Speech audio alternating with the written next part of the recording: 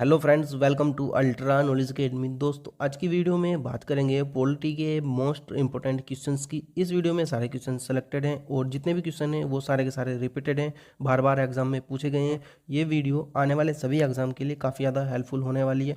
फिर चाहे वो किसी भी स्टेट पीसीएस का एग्जाम हो, यूपीएससी का एग्जाम हो, कोई भी एग्जाम हो, सभी के लिए ये वीडियो काफ़ी ज़्यादा हेल्पफुल होने वाली है। इसलिए वीडियो को लास्ट तक जरूर देखना और वीडियो हेल्पफुल लगे तो लाइक कर देना। शुरू करते हैं पहले क्वेश्चन के साथ। भारतीय संविधान के निम्न में से किस अध्याय में जनता को गारंटी मूल अधिकार दिए गए हैं? मतलब मूल अधिकार जो है वो किस भाग में दिए गए हैं। ठीक है, तो इसका जो राइट आंसर हो जाएगा वो हो जाएगा ऑप्शन ए, यानी तीसरे भाग में जो है मूल अधिकार दिए गए हैं। देखते हैं नेक्स्ट क्वेश्चन क्या है। नेक्स्ट क्वेश्चन है, भारतीय संविधान की तीसरी अनुसूची का संबंध जो है वो निम्न में से किससे है? ऑप्शन है चार। नंबर एक, राज्यसभा में प्रतिनिधित्व से, या शपथ तथा प्रतिज्ञान से, भाषाओं से, या महत्वपूर्ण पदाधिकारियों के वेतन से। तो इसका जो राइट आंसर हो जाएगा, तीसरी अनुसूची का जो संबंध है वो किससे है? शपथ और प्रतिज्ञापन से, यानी ऑप्शन बी इसका राइट आंसर हो जाएगा। वेरी मोस्ट इंपोर्टेंट क्वेश्चन है ये। ठीक है, देखते हैं नेक्स्ट क्वेश्चन क्या है।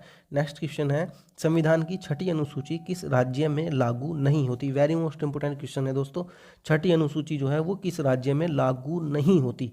चार ऑप्शन है, असम, मेघालय, त्रिपुरा और मणिपुर। तो इसका राइट आंसर क्या हो जाएगा? राइट आंसर जो है वो है मणिपुर। मणिपुर में जो है भारतीय संविधान की छठी अनुसूची जो है वो लागू नहीं होती। ठीक है दोस्तों, देखते हैं नेक्स्ट क्वेश्चन क्या है। भारतीय संविधान के किस अनुच्छेद में प्रेस की स्वतंत्रता दी गई है? प्रेस की स्वतंत्रता बतानी है, वो किस अनुच्छेद में है? वेरी मोस्ट इंपोर्टेंट क्वेश्चन है ये। ऑप्शन है चार, अनुच्छेद 14 में, अनुच्छेद 50 में, अनुच्छेद 21 का जो पहला उपखंड है उसमें, या अनुच्छेद 19 का जो पहला उपखंड है उसमें। ठीक है, तो इसका राइट आंसर क्या हो जाएगा? राइट आंसर जो हो जाएगा वो हो जाएगा ऑप्शन डी, यानी अनुच्छेद 19 का जो पहला खंड है उसमें प्रेस की स्वतंत्रता दी गई है। देखते हैं नेक्स्ट क्वेश्चन क्या है। संविधान के किस अनुच्छेद में यह अंकित है कि इंडिया अर्थात भारत जो है वो राज्यों का एक संघ है? वेरी मोस्ट इंपोर्टेंट क्वेश्चन है दोस्तों ये। भारत जो है राज्यों का एक संघ है, ये अंकित किस अनुच्छेद में है? अनुच्छेद 1 में, अनुच्छेद 2 में, अनुच्छेद 3 में, या अनुच्छेद 4 में? ठीक है, तो इसका राइट आंसर क्या हो जाएगा? राइट आंसर है इसका ऑप्शन ए, यानी अनुच्छेद 1 में क्या दिया गया है कि भारत जो है वो राज्यों का एक संघ है। ठीक है, देखते हैं नेक्स्ट क्वेश्चन क्या है। नेक्स्ट क्वेश्चन है, लोकसभा एवं राज्यसभा की संयुक्त अधिवेशन के विषय में प्रावधान संविधान के किस अनुच्छेद में? लोकसभा और राज्यसभा की जो संयुक्त अधिवेशन होता है तो संविधान के किस अनुच्छेद के तहत होता है? वेरी मोस्ट इंपोर्टेंट क्वेश्चन है दोस्तों। अनुच्छेद 105 के तहत, अनुच्छेद 108 के तहत, अनुच्छेद 110 के तहत, या अनुच्छेद 85 के तहत? तो इसका राइट आंसर क्या है? राइट आंसर जो है वो है ऑप्शन बी, यानी अनुच्छेद 108 के तहत जो है लोकसभा और राज्यसभा दोनों का संयुक्त अधिवेशन होता है, इसका प्रावधान दिया गया है। देखते हैं नेक्स्ट क्वेश्चन। संपत्ति का अधिकार संवैधानिक अधिकार है, यह बताया गया है किस अनुच्छेद में?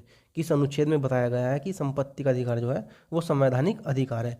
अनुच्छेद 28 में, अनुच्छेद 30 में, अनुच्छेद 31 घ में, या अनुच्छेद 300 क में? तो इसका राइट आंसर क्या हो जाएगा? राइट आंसर जो है वो ऑप्शन डी है, अनुच्छेद 300 क में जो है संपत्ति का अधिकार जो है वो संवैधानिक अधिकार है। पहले ये क्या होता था? पहले ये मूल अधिकार होता था संपत्ति का अधिकार। ठीक है, अब नहीं है, अब संवैधानिक अधिकार है। देखते हैं नेक्स्ट क्वेश्चन क्या है। नेक्स्ट क्वेश्चन है, भारतीय संविधान का कौन सा अनुच्छेद नई अखिल भारतीय सेवा की स्थापना का प्रावधान करता है? नई अखिल भारतीय सेवा की स्थापना का प्रावधान कौन सा अनुच्छेद करता है? अनुच्छेद 311, अनुच्छेद 312, अनुच्छेद 313, या अनुच्छेद 314? तो इसमें से बताना है कौन सा है। इसका राइट आंसर जो है वो ऑप्शन बी हो जाएगा। राइट आंसर अनुच्छेद 312 जो है वो नई अखिल भारतीय सेवा की स्थापना का प्रावधान करता है। दोस्तों, वीडियो हेल्पफुल लग रही है तो वीडियो को लाइक कर देना, चैनल पर पहली बार हो तो सब्सक्राइब जरूर करो और पास में लगे बेल आइकन को ऑल पर सेट करो अभी, ताकि आने वाली सभी वीडियो नोटिफिकेशन आपके पास सबसे पहले पहुंचे। नेक्स्ट क्वेश्चन, भारतीय संविधान के किस अनुच्छेद में निर्वाचन आयोग के लिए प्रावधान है? वेरी मोस्ट इंपोर्टेंट क्वेश्चन है दोस्तों ये भी, कि बताना निर्वाचन आयोग के लिए प्रावधान कौन से अनुच्छेद में है? अनुच्छेद 320 में, या अनुच्छेद 322 में, या 324 में, या 326 में? दोस्तों, इसका जो राइट आंसर है वो है ऑप्शन सी, यानी 324 का वाला अनुच्छेद जो है वो निर्वाचन आयोग के लिए है। ठीक है, देखते हैं नेक्स्ट क्वेश्चन क्या है। भारत में बाहरी आक्रमण तथा सशस्त्र विद्रोह के कारण भारत के राष्ट्रपति द्वारा राष्ट्रीय आपातकाल की घोषणा किसके अंतर्गत की गई है। ठीक है, तो बताना है कि आपातकाल की घोषणा जो है कौन से अनुच्छेद के तहत की गई है। कौन सा वाला आपातकाल? आपातकाल जो कि भारी आक्रमण और सशस्त्र विद्रोह यानी जो फौजियों के बीच में लड़ाई हो जाती है, तो भारी आक्रमण सशस्त्र विद्रोह के कारण जो आपातकाल लगता है वो किस अनुच्छेद के तहत लगता है? अनुच्छेद 352, 356, 360 या 368। इसका राइट आंसर जो है दोस्तों वो हो जाएगा ऑप्शन ए, 352 के तहत जो है कौन सा वाला आपातकाल लगता है? जबकि भारी आक्रमण कोई देश हमारे देश पर आक्रमण कर दे या हमारे देश की सेना जो है जैसे गलवान घाटी में अक्सर हो जाती है भिड़त, तो उस तरीके की अगर भिड़त हो गई और जो है वो युद्ध का रूप ले ले तो आपातकाल की घोषणा अनुच्छेद 352 के तहत की जाती है। ठीक है, देखते हैं नेक्स्ट क्वेश्चन क्या है। संसद को संविधान संशोधन का अधिकार जो दिया गया है वो कौन से अनुच्छेद के तहत दिया गया है? Very very most important question है दोस्तों ये भी। अनुच्छेद 349 या 368 या 390 या 351। इसका राइट आंसर बताना है क्या है? राइट आंसर जो है वो ऑप्शन बी है कि अनुच्छेद 368 के तहत जो है भारतीय संविधान में संशोधन का अधिकार किसको है? संसद को है। ठीक है, देखते हैं नेक्स्ट क्वेश्चन क्या है। नेक्स्ट क्वेश्चन है, भारतीय संविधान का कौन सा अनुच्छेद भारत की विदेश नीति से संबंधित है? Very very most important question है ये भी। विदेश नीति से संबंधित अनुच्छेद बताना है कौन सा है? अनुच्छेद 380 है या 312 है या अनुच्छेद 60 है या अनुच्छेद 51 है? तो इसका राइट आंसर जो है दोस्तों वो है ऑप्शन डी, यानी अनुच्छेद 51 जो है वो भारतीय विदेश नीति से संबंधित है। देखते हैं नेक्स्ट क्वेश्चन। नेक्स्ट क्वेश्चन है, किसी राज्य में विधान परिषद की स्थापना और समाप्ति का प्रावधान भारतीय संविधान के कौन से अनुच्छेद के तहत है? अनुच्छेद 170 या अनुच्छेद 169 या अनुच्छेद 168 या अनुच्छेद 167। ठीक है, ये पूछ रहा है कि विधान परिषद की स्थापना और समाप्ति का जो प्रावधान है वो किस अनुच्छेद के तहत है। विधान परिषद जो होती है दोस्तों वो राज्य में स्थायी सदन होता है। ठीक है, कौन सा सदन होता है? स्थायी सदन। मतलब कि राज्य में जो विधान परिषद होती है वो सेम टू सेम केंद्र में राज्यसभा के जैसी होती है। जैसे केंद्र में राज्यसभा होती है उसी तरीके से राज्य में विधान परिषद होती है। ठीक है, कुछ कुछ कारणों में थोड़ा बहुत डिफरेंस होता है, बाकी सेम सेम होता है। तो विधान परिषद जो है वो स्थायी सदन है, उच्च सदन है राज्य का। ठीक है, तो इसका जो राइट आंसर हो जाएगा ऑप्शन बी, यानी अनुच्छेद जो है 169 के तहत 169 के तहत राज्य में विधान परिषद की स्थापना और समाप्ति का प्रावधान है। देखते हैं नेक्स्ट क्वेश्चन क्या है। भाषा के आधार पर राज्यों का पुनर्गठन जो है किस वर्ष किया गया था? वेरी मोस्ट इंपोर्टेंट क्वेश्चन है ये। 1956, 1952, 50 या 51। भाषा के आधार पर पुनर्गठन की बात हो रही है यहाँ पर। इसका राइट आंसर जो हो जाएगा वो 1956 यानी ऑप्शन ए हो जाएगा। ठीक है, ए ऑप्शन 1956 के तहत भाषा के आधार पर राज्यों का पुनर्गठन किया गया था। देखते हैं नेक्स्ट क्वेश्चन। भारतीय संविधान के किस अनुच्छेद में नागरिकता संबंधी प्रावधान किए गए हैं? नागरिकता संबंधी प्रावधान जो है वो किस अनुच्छेद में किए गए हैं? अनुच्छेद 1 से लगा करके अनुच्छेद 14 तक, या अनुच्छेद 5 से लगा करके अनुच्छेद 11 तक, या 12 से 35 तक, या 36 से 51 तक। किसके लिए पूछ रहा है? नागरिकता के लिए पूछ रहा है। तो इसका राइट आंसर जो है वो ऑप्शन बी है, अनुच्छेद 5 से अनुच्छेद 11 तक जो है वो नागरिकता संबंधी प्रावधान के लिए है। ठीक है, देखते हैं नेक्स्ट क्वेश्चन।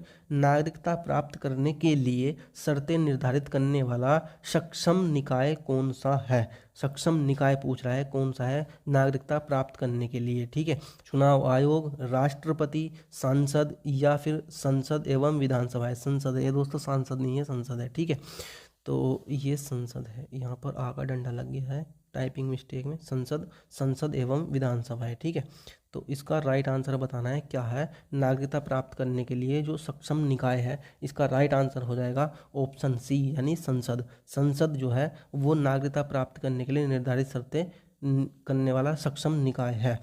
ठीक है, देखते हैं नेक्स्ट क्वेश्चन।